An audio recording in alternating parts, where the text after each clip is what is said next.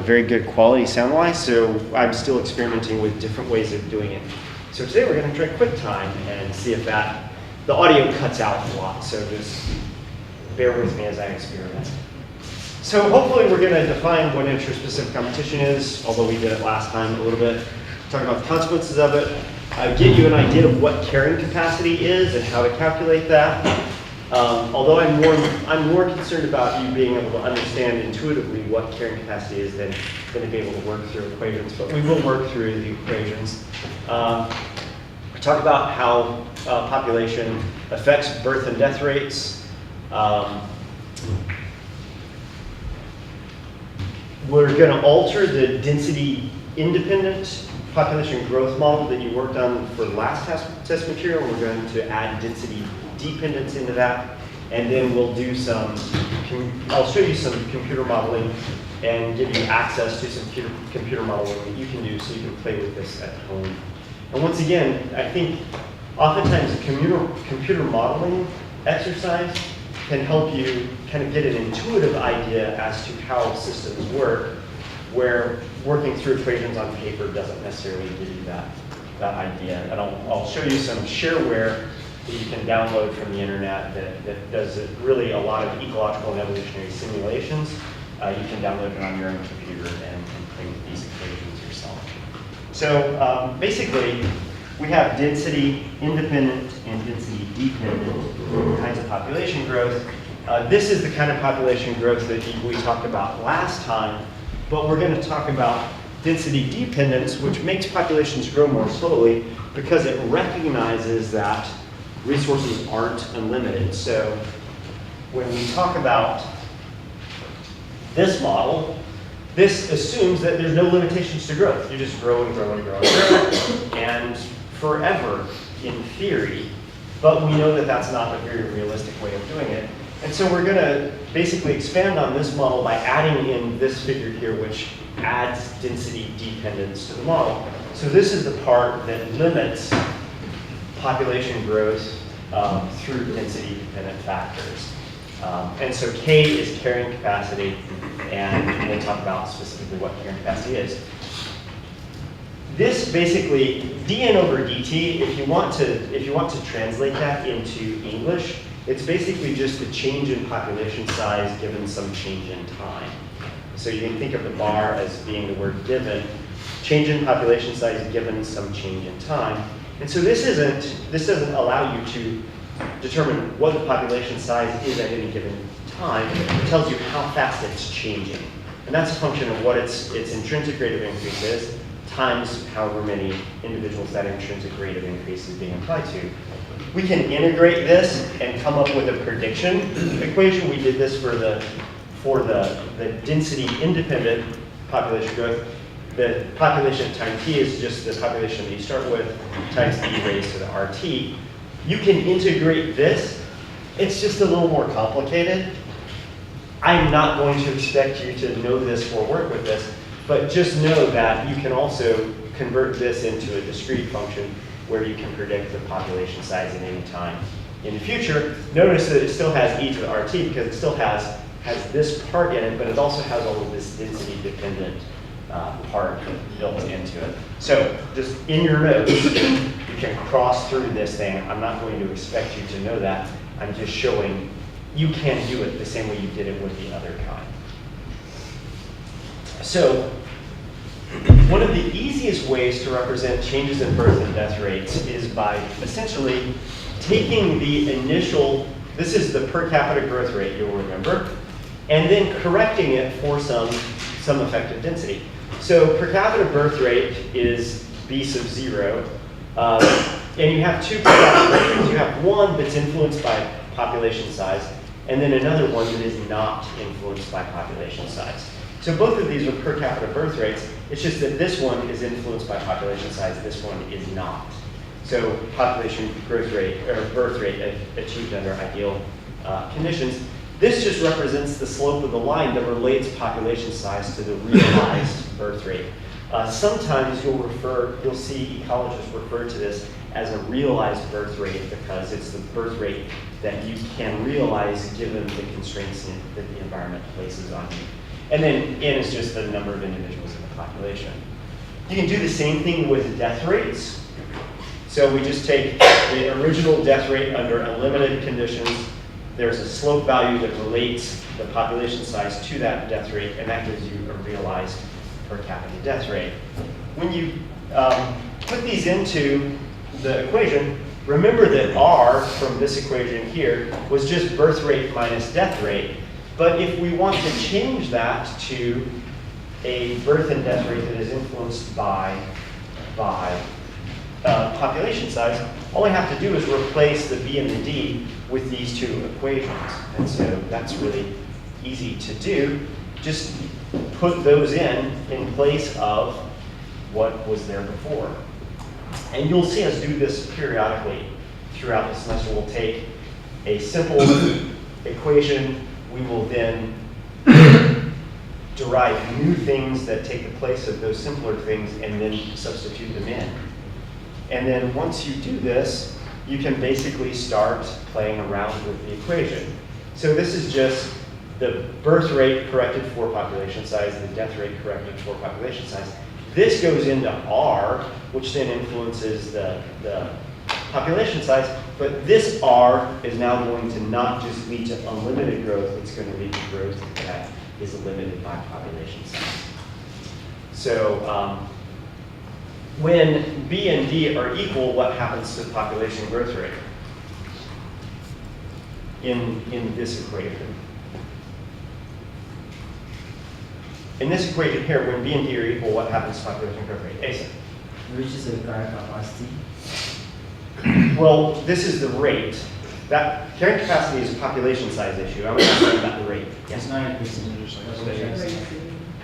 It's not increasing, it's not stays constant. So this is change, right? This is the change in population size given some change in time.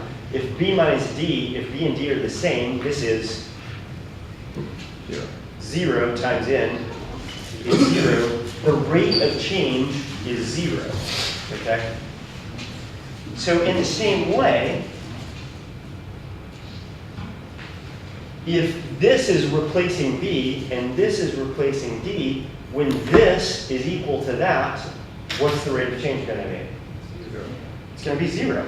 And so we're interested in when these two things create conditions of 0 population growth.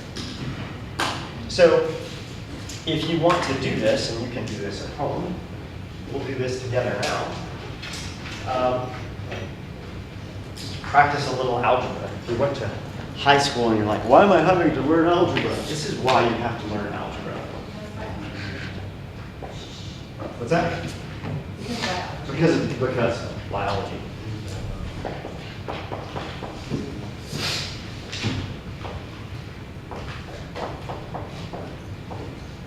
And I want you to pay attention to the equations, and I'll kind of say this repeatedly over the semester. Pay attention to the equations. What this equation is saying is birth rate is negatively affected by increases in density. So as you get higher and higher population sizes, the birth rate declines. The death rate increases with density. But the death rate overall reduces population growth, which is why there's a minus sign here. The birth rate overall increases population size, which is why there's no negative sign out here. So pay attention to the specifics of the equation. Who wants to come up and solve this for N? Asa, do it. Asa is going to solve for N. I'm going to say point for his team just for being. I'm going to give a point to them.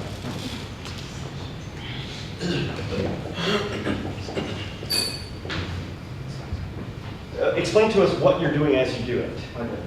So let's find the equation by distributing N. Or can you do something simpler before you do that, though? When I'm solving equations like this, the first thing I try to do is get rid of stuff as quickly as possible. So I wouldn't distribute things because you can do one thing because there is an implied, it's not written, but there's an implied multiplication here. Yeah. What can you do first? So you multiply the population size throughout. Yeah, show us. Yes, bounded. Show us. So this the M by the population size by the denominator is AN, but N Minus Oh, no. You can do something simpler before that. simple. Just get rid of the n. Just get rid of the n. How do we get rid of the n? Divide the Divide n, divide both sides by n. And it just makes your work easier. Because you're going to distribute that across, only to then separate it out and get rid of it again. So just get rid of it at the beginning.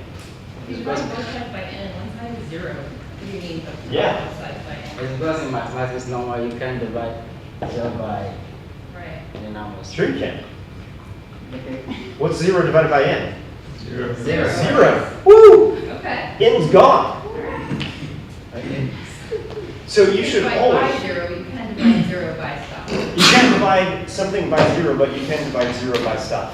Oh, So this simplifies things because you don't have to worry about that n. Anytime you can divide something into 0, you essentially get rid of that. Okay, let's follow. You Okay, so you separated things out. the good terms. Okay, you can group terms, sure. Once again, I would have grouped terms maybe before this, but You factor out n.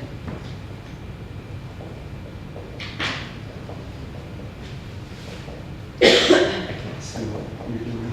You divide Okay, by yeah, okay. he said factor out n, Yeah. divide by a plus c. A plus c.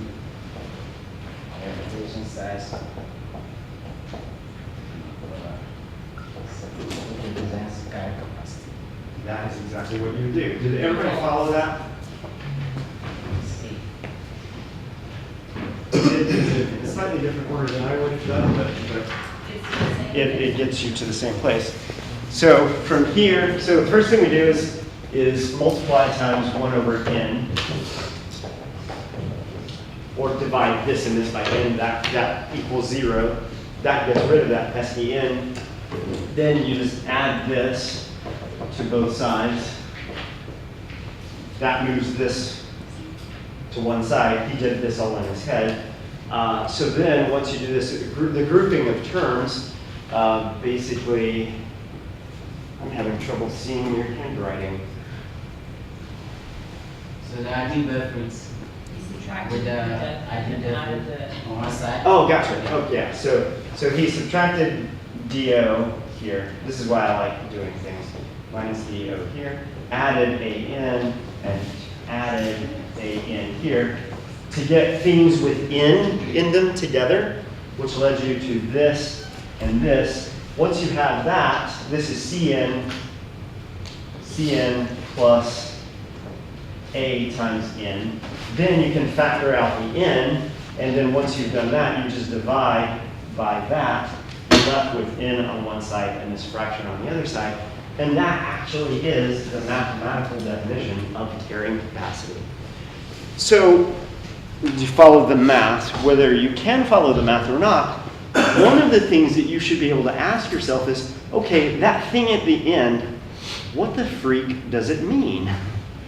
Because that's ultimately what happens. So who can give me a verbal definition of what carrying capacity is? Give Asa another point for actually getting the right answer. Yeah. It's the maximum population that an environment can sustain, like based on resources. Okay, so remember that carrying capacity is always in units of population size. It's always in units of number of individuals. So when you define carrying capacity, it should always be number of individuals, blah, blah, blah. In this case, the number of individuals that a particular area can sustain. How long? Week, month, year, 2 years? Indefinitely.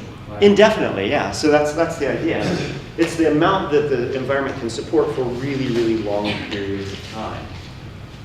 So what are A and C? Remember that A and C are the slope values that relate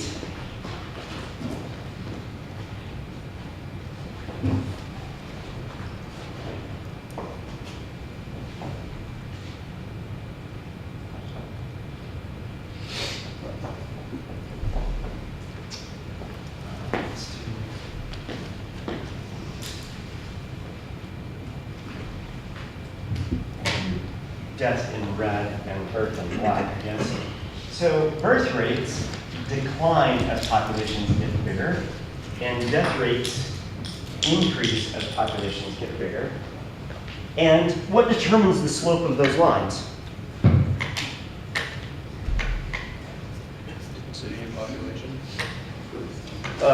Actually, the population is just the population. What determines the slope? Well, A and C, how much of an effect the population has. So as A gets bigger, the slope gets lower, and as C gets bigger, the slope gets steeper, which draws this intersection point down lower on the graph. And so you can think of A and C as measures of kind of the strength of density dependence. How much does increasing population size affect the birth rate? If A and C are bigger, population size affects birth and death rates more so. If they're smaller, it affects them less so. And so this is kind of the strength of density dependence. What does density dependence affect ultimately? What's the y-axis? The growth of population growth. Yeah, somebody said it more clearly over here. I heard a voice. The rates of birth and Oh, it affects the rates of birth and death. So if these two things are big, what does it do to the overall carrying capacity? If you have a big denominator, what does that do to the fraction? It makes the fraction smaller. If these things are small, what does it do to the overall fraction? greater. If the denominator is small, it makes the overall fraction. Greater. It's greater. So It's greater, yeah. And so as these two things change, as the slope of those lines change, this will either lead to higher carrying capacity or lower carrying capacity. Higher carrying capacity when these things are weak, lower carrying capacity when these things are strong. Weakness means low A and C, strong means bigger A and C.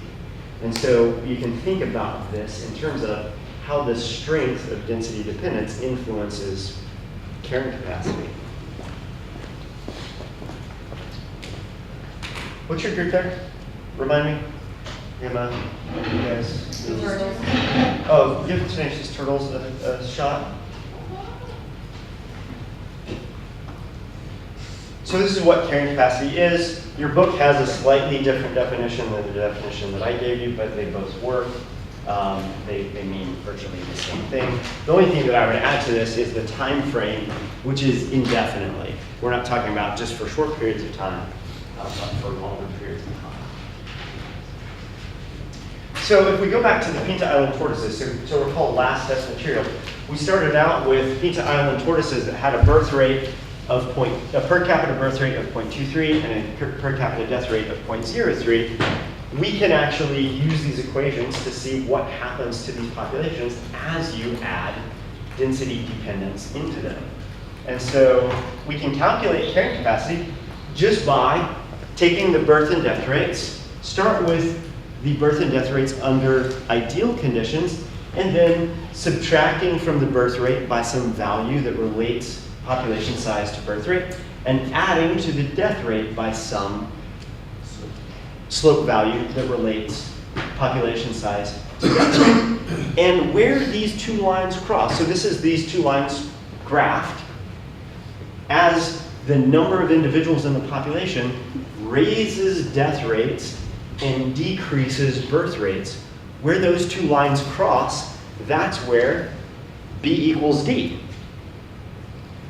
And that's where carrying capacity is. So if you draw a line from here down, you will find that it reaches a carrying capacity of about 300.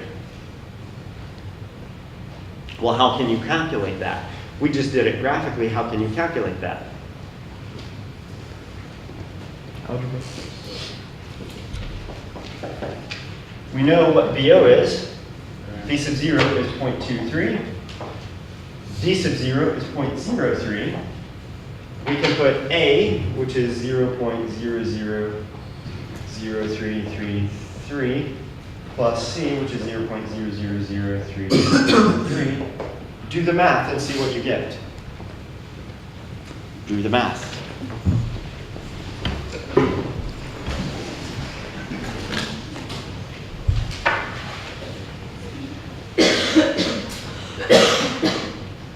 Warm in here? No, it's cold in here. Kind of warm in here today. Yeah, warm and humid. I came prepared because it's cold outside. I figured it would be even colder in here. Right now, I don't think so. So do the math, see if we're correct. See if the graph matches what you get. You can Google that, yes, dude. 300. Yeah. If you do the math,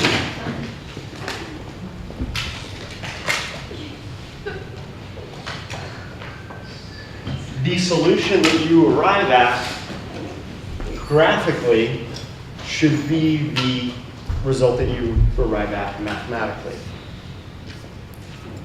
Otherwise, there's something wrong with the way we're doing things.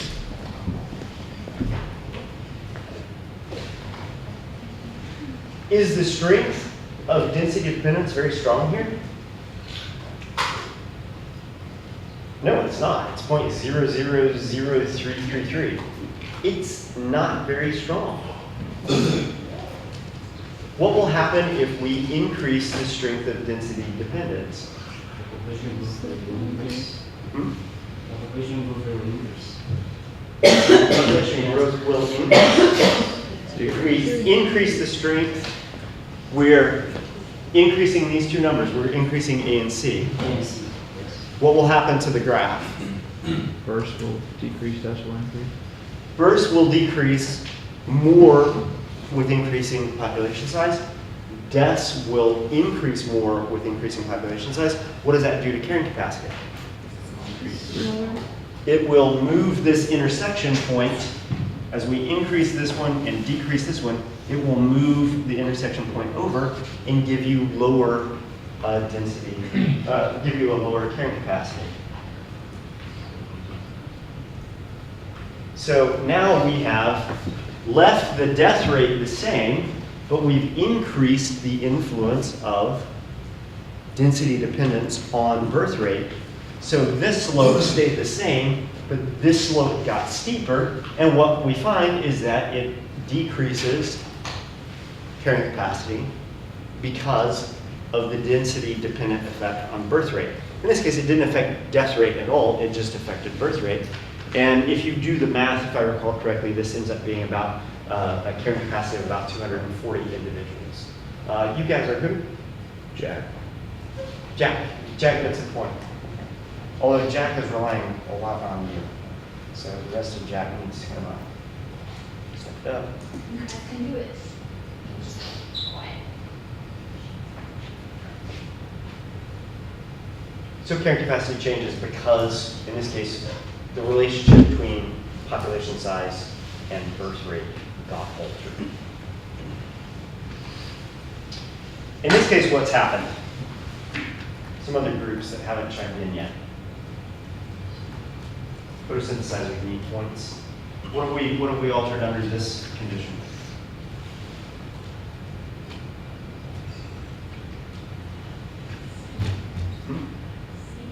Okay, C has changed. In what way? Okay, so it is increased. So explain that to me in language that your grandmother can understand.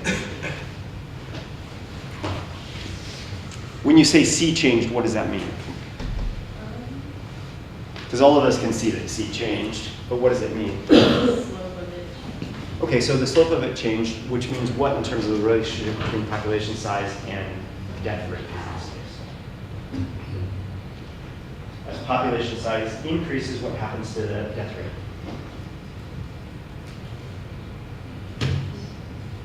It decreases, but what relative to whether it was 0.0003 or 0.0005?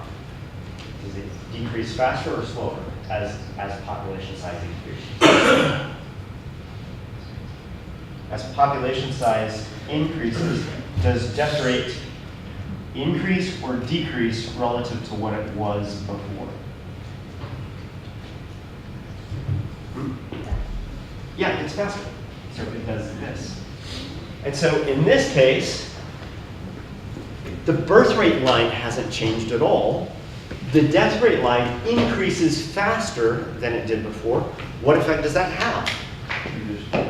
It once again has the effect of lowering the carrying capacity. Give photosynthesizer a point. I gave them 1 point already. Oh, no, sorry. I didn't see you over there. That's okay, it's not over I was concentrating on that. Anything that leads to population affecting birth rate or population affecting death rate, or both of those things being affected in concert, is going to lower your carrying capacity.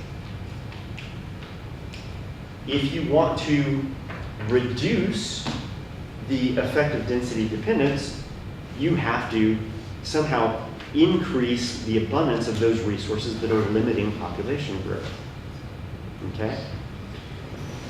Or you have to change the environment, because all decreasing the number of individuals does is move you up and down on these two lines. It doesn't change where the lines intersect.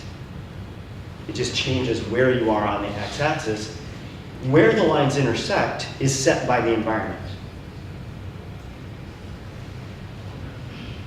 You can change where the lines intersect by then altering the environment. So in the Hendry et al. Paper that you're looking at, what happened with density-dependent growth in these finches?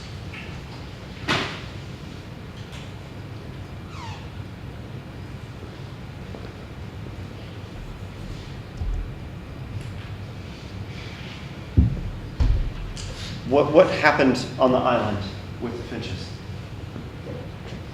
You mean like the beak shape changing? No, what happened to the environment? Yeah, The population of people changed. the population of people changed. And what did the people do? Isaac? Change number of available resources. They changed the available resources. What resources did they change? Somebody other than you and your group. They changed like the food resources that were available to the finches. So they changed food resources. In what way did they change those food resources? Anybody over here? Nice.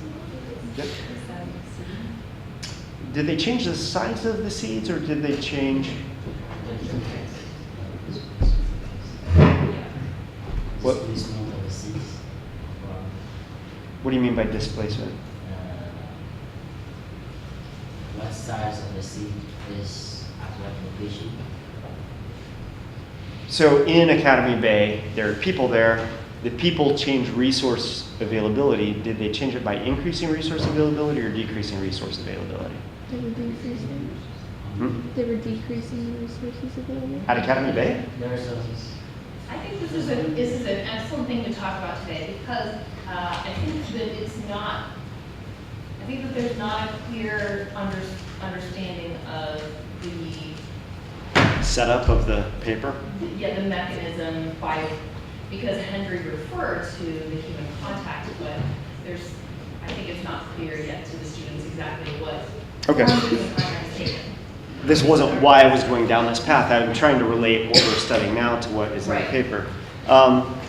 You guys are who again? The Turtles. The Turtles. Isaac's group is the Chaparrals. Your group is Jap. You guys are Jap? Yep. Yeah. Okay, so Academy Bay. Academy Bay is the only town in the Galapagos Islands. So when you go to the Galapagos Islands, you fly to Quito, Ecuador, which is the capital of Ecuador, and then you take a bus down to the coast, you hop on a ship and go across the ocean, or you can fly into a very, very small airport there in Academy Bay, gosh, what's the name of the actual town? Porto Ayora. You can fly into Porto Ayora.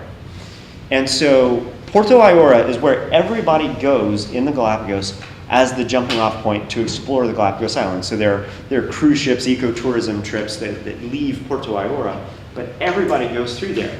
So if you are in Porto Ayora and you know tourists are coming to the Galapagos because they're the Galapagos, you want them to see the things that they can see, and you want to see them in abundance. One of the things that people go to the islands to see is, of course, what?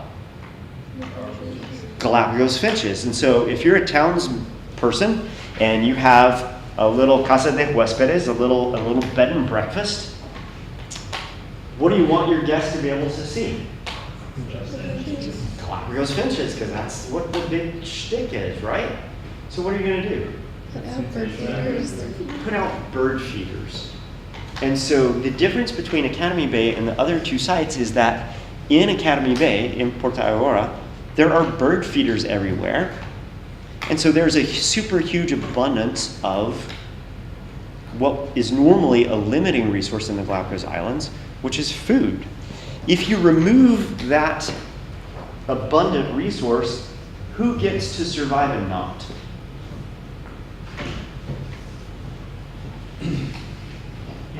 People with the most specialized beaks. Okay, Yeah. people don't have beaks, but birds. Birds are people too. Birds are people too. So if there's a lot of food, who gets to survive? Just the birds with specialized beaks? Everybody survives. Big beak finches survive. Small beak finches survive. Intermediate beak finches survive. If you're at El Garapatero where there is no supplemental food, what happens to the resource over time? It gets eaten up. What seeds get eaten first? The easiest seeds to eat. Then what's left? The extremely large seeds or the extremely small seeds are left. And for those seeds, you need specialized beaks. So in Porto Aurora, at the Academy Bay site, what's happening to these coefficients, these slope coefficients? Are they getting bigger or are they getting smaller? They're getting smaller, so the strength of density dependence is changing, making these slopes less steep. What does that do to the intersection point? Pushes it way out over here. So carrying capacity in Porto Aurora is really big because, of course, what do you want at your Casa de Huéspedes? Lots of finches. You get lots of finches by increasing the carrying capacity, increasing the number of finches that the environment can carry. So you change the slope of these lines not by anything that the population is doing. You change the slope of these lines by changing the availability of resources in the environment. If you change the availability of resources in the environment, that then sets up the situation where you either have higher carrying capacity or lower carrying capacity. Does that make sense? Resonate with you? So they were interested in what is then the effect on the evolution of beak size in a place where the slopes of these lines have been changed such that carrying capacity is higher. If carrying capacity is higher, it means that there are more birds on the landscape. If there are more birds on the landscape, obviously it's because more birds are giving birth and more birds are not dying that would have died otherwise, which means that you're relaxing the strength of selection. When the environment changes such that these slopes get steeper and steeper, this intersection point moves this way, and not everybody gets to give birth, not everybody gets to live to the point that they're capable of giving birth, laying eggs and things like that. Selection then is potentially stronger.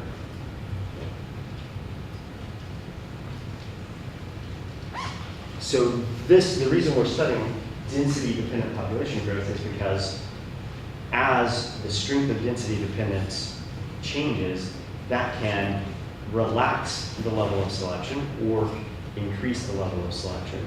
And ultimately, in this equation, will you have any response to selection if there's no genetic heritability? If there's no genetic variation for the trait, what are you going to see as a response to selection? Zero. So all the selecting in the world isn't going to matter if there's no heritability. If you have a highly heritable trait but there's no selection going on, what do you not get? You don't get any response because this is the response to what?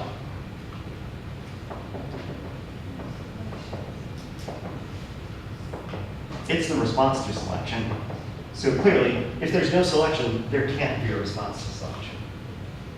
Now, there could be selection with no heritability, and you're also not going to get a response because there's nothing to transmit that into the next generation.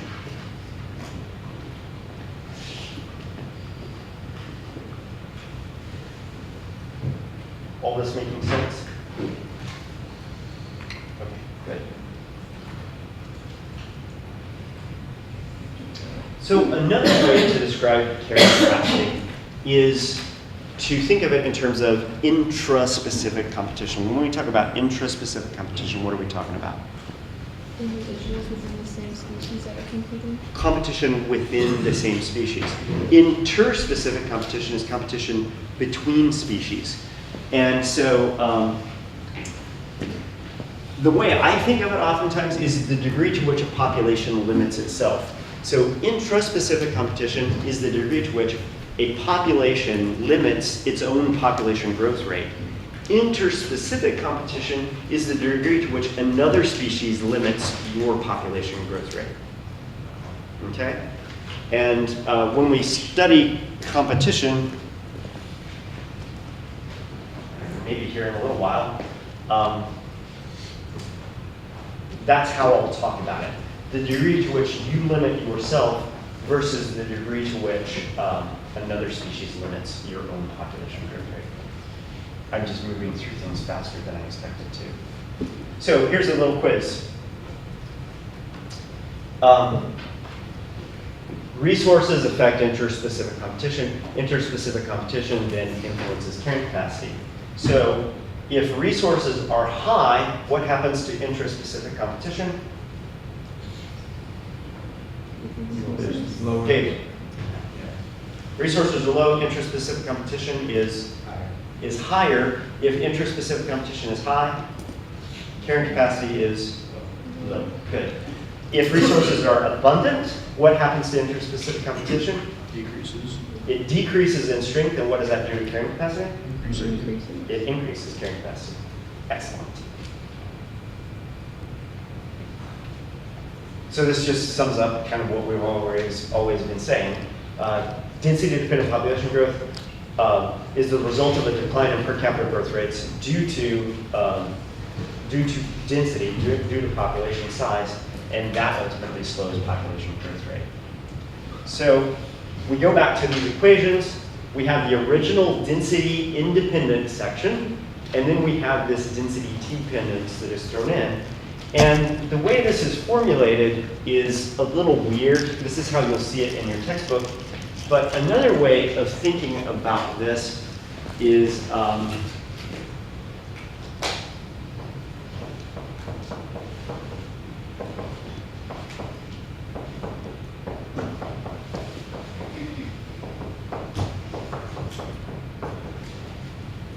this one is because it's basically carrying capacity divided by carrying capacity minus the population size divided by carrying capacity.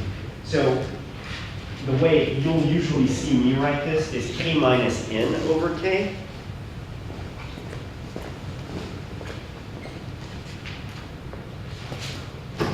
You'll normally see me write it this way. And the reason that I write it this way is because you understand that K is in that numerator. So I think it's important to have K in the numerator simply for you thinking about it. Because remember that carrying capacity is in what units? Individuals? Number of individuals. It's in the unit of population size. And so this represents the fraction of carrying capacity remaining after n individuals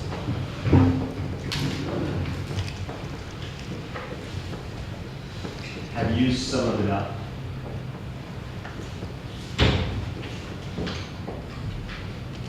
Is one way of thinking about this. So if you have a really small population size, how much carrying capacity is left? A lot of it. And so that fraction is going to be close to 1. And so when you multiply, now I have too much on this board.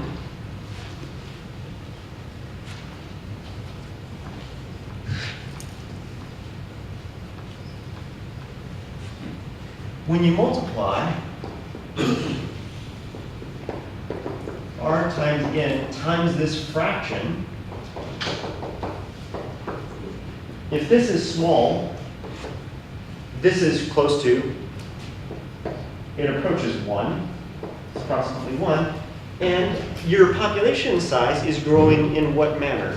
Exponential. It's kind of, it looks like an exponential growth curve, simply because the population is really small. So as when population is low, k minus n approaches 1, which means that you're not declining the growth rate very much. As population gets bigger, what happens to this figure here?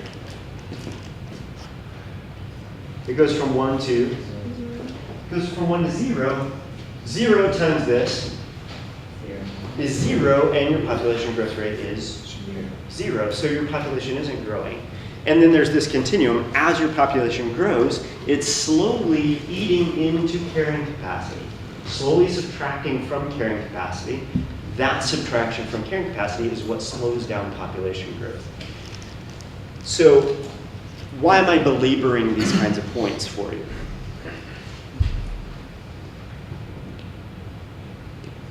This requires you to read my mind. Why do you suspect I might be belaboring these points to you? So understand the equation. Yeah, so I'm less concerned with you being able to recreate the equation than I am concerned about you knowing what the equation is doing and how it's operating. Thank you very much. And so one of the things you should always endeavor when you're looking at an equation like this is try and put the equation into your own words. In the same way that you're trying to put the Hendry et al. Article into your own words as you write your literature summary, you should take these equations and put them into your own words as well. By doing that, you'll actually understand what the equations are doing, and then you'll understand how the equations work and give you the answers that they're supposed to be giving you. So, there's a program online. It's from the University of Minnesota. If you just type in Populus into your web browser, one of the first couple of web hits you will get is the Populus program. It's at the University of Minnesota. It was developed by people there. Unfortunately, it does not run on an iPad, like so many useful things. It doesn't run on an iPad, so you'll have to find your way to a computer or a friend's computer. Download this, and when you load it up, it will just give you a big screen that says Populus on it. But then there are these menu items over here. And so if you put your arrow above model, it gives you a drop-down menu. And the cool thing about this program is it's ancient. I've been playing with this program since I was in grad school, which is the early to mid 1990s. So this is a very old program. And they haven't really put a lot of effort into making it prettier. But you'll see that it gives you single species dynamics, multi-species dynamics, Mendelian genetics, natural selection, quantitative genetic models, spatial models. There's lots of cool stuff you can do with this. What we're concentrating on now is single species models, single species dynamics. And so when you put your cursor over single species dynamics, it'll give you density independent growth, density dependent growth, age structured growth, and state structured growth. If you take ecology, you will study these other ones. We're only going to study these first two. When you click on that, it sends you to a page where you can ask yourself whether you want to do continuous growth, lagged growth, or discrete growth. We've only given you models for continuous growth, so you would click on that. And then you can change all sorts of things here. You can change how it's displayed. Is it displaying population or population size over time? Now I realize it's a little difficult to see this. So you can look at time versus population. You can graph the rate of change versus population. So what this shows is a typical population growth curve where it starts out looking kind of exponential, as Asa told us a few minutes ago. And then as you get closer and closer to carrying capacity, it slacks off. It starts declining in growth rate until eventually you reach carrying capacity and the population just levels off and stays there. And so I've set all the parameters. I've set what the population is that it starts with. I've set the carrying capacity. I've set the population growth rate. In this case, it's set at 0.2. That's the population growth rate that it would be growing at if it were growing exponentially without limitation. And it's that growth rate that gets eaten into as the population reaches carrying capacity. So at the beginning, it starts out looking like an exponential curve because it's growing close to that maximum amount because there are very few individuals biting into carrying capacity over here. You can tell it how long you want it to run, and I run it out until it basically gets to carrying capacity. So what are the kinds of things that you can change in this model, in this program? You can change the starting population, You can change starting population. carrying You capacity. can change carrying capacity. Rate, Pardon? rate. And you can change the rate of growth. So you can also change how it gets displayed. This is now showing you the rate. Change in population given some change in time. At the beginning, the rate increases until it reaches some maximum and then declines as it gets to carrying capacity. And how do you find the rate of change of a curve? Okay, that's one way of doing it. What else is the other way? If you were to do it graphically, where does the rate of change have the highest rate on this curve? How do you determine that? The slope of the, line of slope. yeah, you take the slope of the tangent. So at this point, population is growing slow. Why is population growing slowly at this point? There's hardly anybody in the population. Why would it be growing slowly? Production rate? Because there's hardly anybody in the population. So remember, R gets multiplied times whatever the population size is. So if your population is small, it doesn't matter whether you have a big population growth rate or a small population growth rate. If your population size is small, your overall level of growth is going to be low. It picks up speed as it gains more individuals that intrinsic rate of increase gets multiplied times. But then somewhere here in the middle, it turns. So at this point, if you drew a tangent to the line, the tangent would be below the line. And then right here, it's where the tangent is essentially parallel to the line. This is the point where you achieve maximum growth rate because that tangent is steepest. Once you move past that inflection point, the tangent line shifts over to this side of the curve and starts to decrease in slope again. And that's what this is showing you, essentially, is basically where the slope of the curve, where that inflection point occurs. And the population size at carrying capacity is 300. That inflection point should be at the halfway point. And so this flat area should be right over 150, and you see actually that it is. The cool thing about this is that you can set up to 4 populations. And for each population, you can change the parameters and display what the results are. And so this is the line with a carrying capacity of 500 and a growth rate of 0.2. This is the line with a carrying capacity of 300 and a growth rate of 2. What have I done with the green and the, I don't know what that is, purple? What have I done differently with the green and purple lines? What parameter have I changed?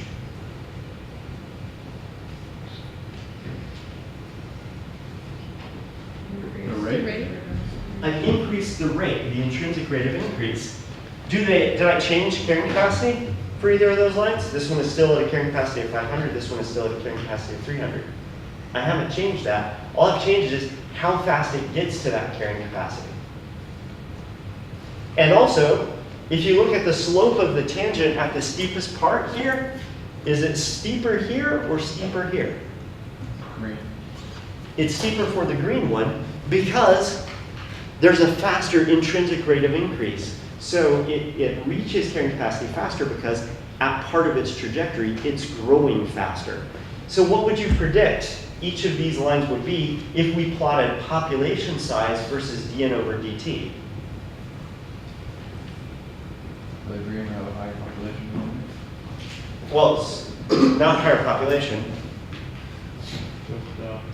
But yeah, it would have a higher population growth rate. So so the red one would be lower and the green one would go higher. They would end at the same point because n is the x-axis, that's carrying capacity.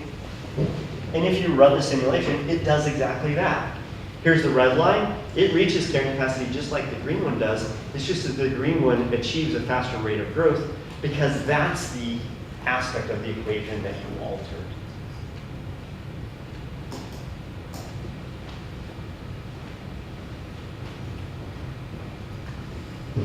Any questions about this?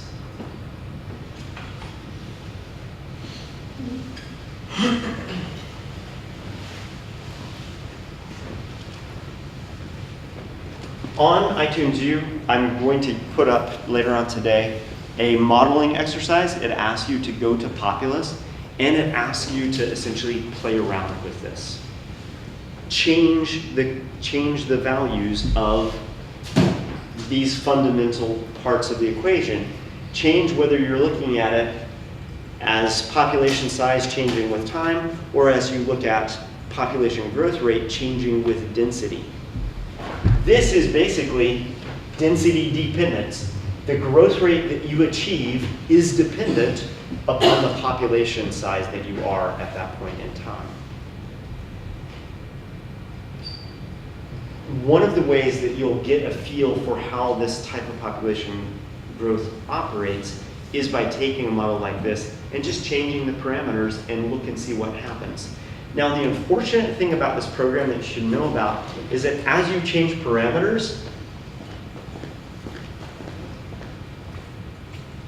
especially on this kind of graph, it's going to rescale time in ways that accommodate the figure in some ways, or it will just run it out until you tell it to end.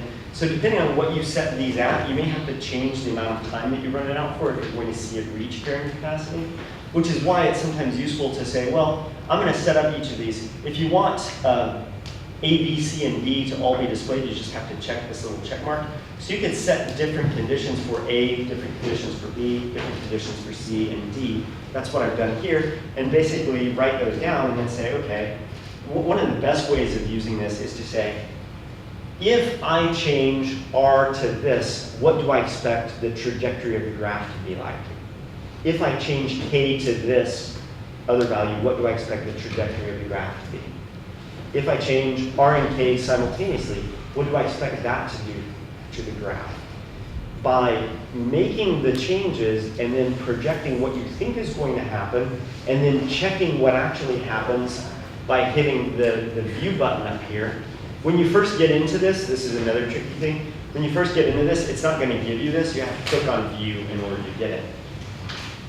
But you'll come to get an intuitive feel for how the equations work by saying, I'm going to change the equation in this way. What do I think is going to happen? And then going and seeing if your prediction actually occurred. And that's the whole purpose of that activity.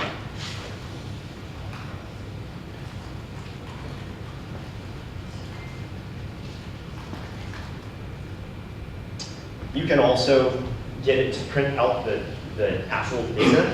So at this point, we're basically running it up to a carrying capacity of what looks like 240 or so. No. Oh, no, that's a carrying capacity of 300. And once again, I told you that the maximum growth rate should peak out at about halfway there at 150. You can actually get it to give you the trajectory. And so this is just the population size at each little time period.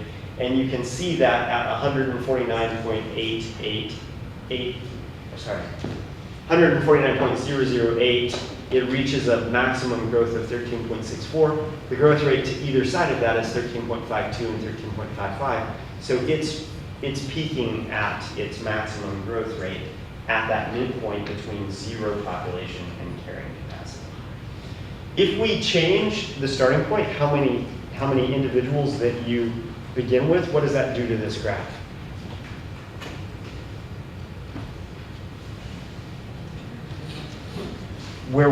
So if we started with 5 individuals, if we started with 10 individuals, what would happen?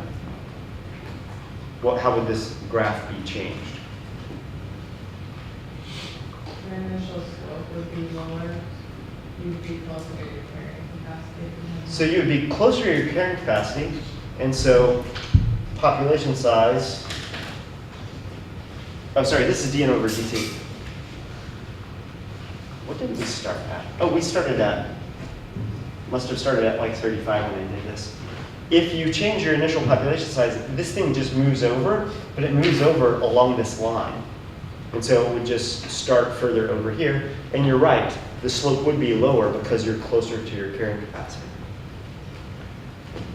than it is out here if you did tangents here. Sorry, no. The rate is higher because you're approaching maximum. Go back to this. So we started at 30. If you started at a higher population size, it would move this line over, move this point up, which means that you would start on this part of the trajectory. And so you would still are increasing in rate before you decrease in rate. You would have to increase this past 150 before you started to decrease the rate.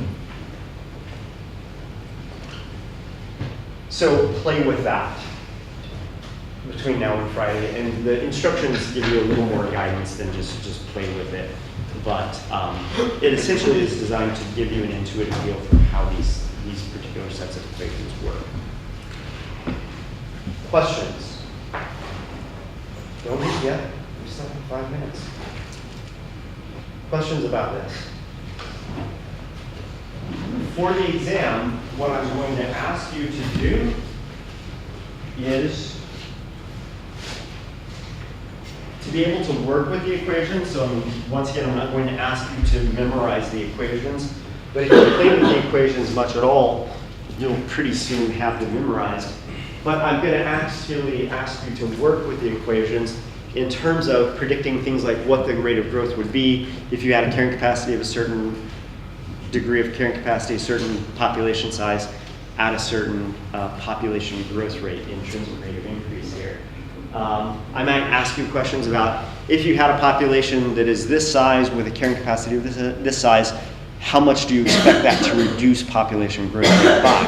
Well, that's basically asking about what fraction of carrying capacity is left over after you've packed an environment with that many individuals in the population. So I'm going to ask you to work the equation, but I'm not going to require you to memorize the equation.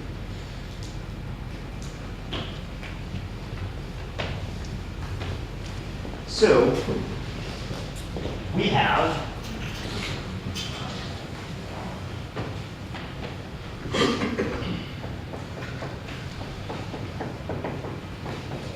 what type of population growth?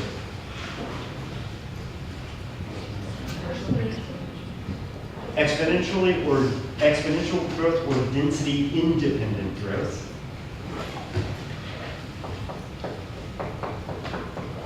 What is this? Density dependent growth. Density dependence is once again a measure of the strength of intraspecific competition.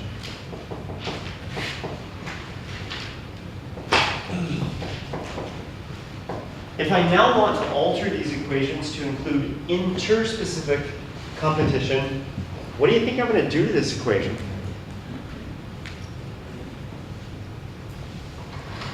The presence of another species will do what to this species? Isaac? You would add a measure of how much smaller the carrying capacity might be. And so by adding something that makes carrying capacity smaller, you're actually subtracting something. Yep.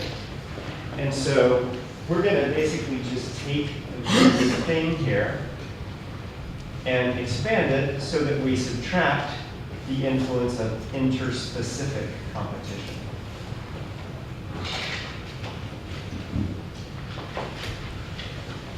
Read the section of your textbook about interspecific competition. You'll see what the form of that is and how we write that.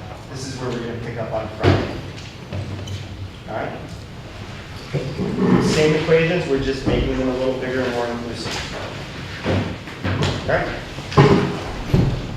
See you then.